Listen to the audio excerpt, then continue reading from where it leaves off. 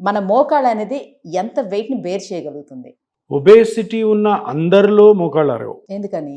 Obesity ఉన్నంత మట్టుకు తప్పకుండా గుజ్జు అరిగి మోకాలు నొప్పి రావాలన్న కారణం ఎందుకు లేదంటే, ఆ ఒబేసిటీ తగ్గట్టుగా వాళ్ళ మోకాళ్ళు ఫ్రేమ్ అయింటాయి. ఓకే. సో న్యాచురల్గానే వాళ్ళు చిన్నప్పటి నుంచి ఒబీస్ ఉంటారు. సో అదేవిధంగా మోకాళ్ళు స్ట్రెంగ్తన్ అవుతూ ఉంటాయి అన్నమాట. అందరికీ అరగవు, కొంతమందికి అరగవచ్చు. అంటే ఒబేసిటీ ఉన్న వాళ్ళలో అరిగే ఛాన్సెస్ ఎక్కువ ఉండొచ్చు, కానీ తప్పకుండా 100% అందరు ఒబీస్ ఉన్న వాళ్ళలో మోకాళ్ళు అరుగుతాయంటే తప్పది. ఎందుకంటే మనం చూడండి, కొంతమంది 120 కేజీలు 110 కేజీలు ఉన్న వాళ్ళకి వేరే నొప్పులు ఏమైనా రావచ్చు, మోకాళ్ళు ఫస్ట్ క్లాస్ ఉంటుంది.